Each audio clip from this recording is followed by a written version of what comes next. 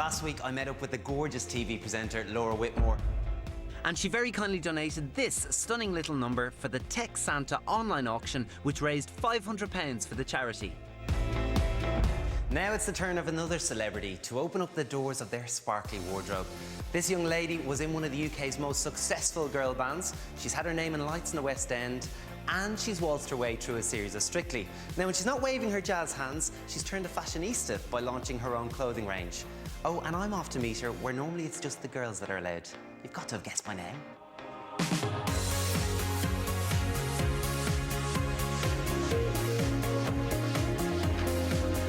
Kimberley, hi.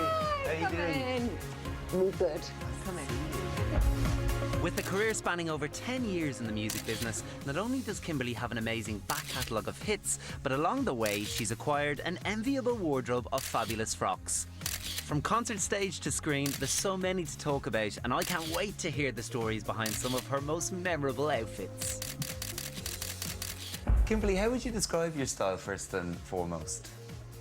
I think my style is quite classic. I think I try to dress more for my body shape rather than kind of being a slave to fashion. And how important is style to you? Style is important to me because it definitely governs the way you feel, I think. You know, if you feel great, it helps, you know, especially with a performance or, you know, something public.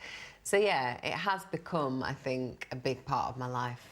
How would you say your style has evolved over the years? Like where when I was younger, I was kind of embarrassed of my curves and I'd try and like cover them up. As I've got older, I'm like, may as well get it out. You know, it kind of makes you look bigger to hide them. So I think once you get the confidence to just be proud and, you know, put yourself out there, I think you open up a lot more options. In everyday life, do you feel pressured to kind of always look really well when you step outside? Because no doubt you're being papped a lot.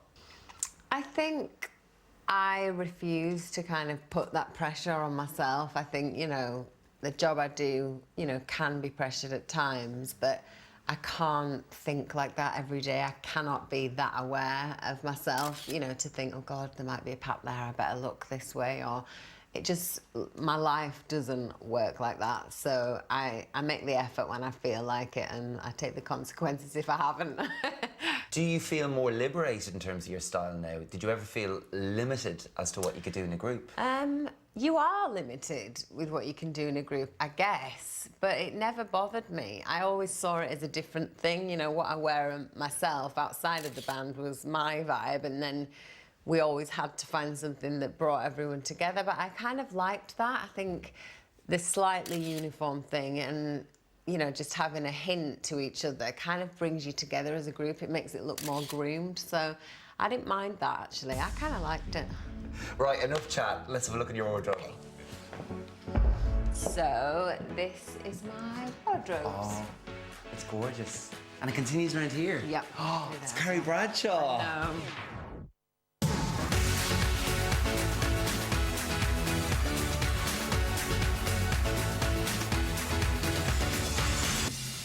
Kimberley, this is all very impressive, I have to say. Thank you. Very well ordered as well. I mean, how do you make your wardrobe work for you? Well, this is all quite new, so this is the first time anyone's seen my wardrobe ever. Yes. Exclusive. But yeah, as you can see, that is the shoe cupboard. Right. This amazing cupboard is where I keep all my dressy kind of full-on dresses because I don't wear them as much, so because I keep them up here. Can you reach? Oh. They kind of, yeah, they're out of the way. You are kidding me! That is brilliant! Brace yourself. Oh, right. Yeah. I think I remember this. The face says it all. This is from the No Good Advice video, which was our second video So when ever. are we talking? 2003. Daddy always told me to remember, leave the button later, don't you drop down. Right. And we were very, very young and naive. Although I do vividly remember thinking silver from head to toe is not a good look. But I still went with it. The stylist was like, silver is so in the season, you have to do silver. So there we were. And there you were. I don't need no good advice, I'm already wasted. but we all of us girls, if we're ever asked, you know, what outfit haunts you, we're like, just space outfits from No Good Advice. And there it is in all its... In all its glory, all its shining metallic glory. Exactly. It'll probably come back around again, you never know. You never know. So this is my worst for wear, which is this lovely black Vivienne Westwood dress. Nothing wrong with the dress, I really liked it, but it has this very sharp built-in corset. I wore it for a sit-down charity event at Take That, which after like 4 hours of crippling myself, it was like the memories are kind of scarred. Were you able to eat dinner? I just remember being in pain and in cramp, like what was I thinking? Who wears a corset to a dinner? But hey-ho. So my suits you is probably no surprise here, a little bodycon number. You love your bodycon, don't you? I do. I wore it very recently, actually, on the Alan Titchmarsh show. I was doing some promotion for my book. And it's nice as well, as you get a little bit older, to, you know, not show too much midriff. So literally, that's what I'll go to these days. A little peek. Before it was like, shh. Now it's like, let's do half an inch. So what's your most impressive dress, your dress to impress? I think it would have to be this little number. Oh, I like this. It is very full on.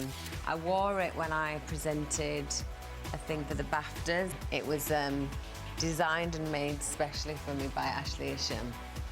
And I had loads of involvement in the making of it. You know, I got to choose the colours and fabrics, and we put like sheer panels in and all the amazing detail. I have to say, I did feel You feel like a princess. amazing. Yeah, it's good. Yeah. Check out this beauty. So tell me, when did you wear this? I think I know. Yeah, this was the leotards we wore for our Brits performance of The Promise. So we did a whole feather sequence.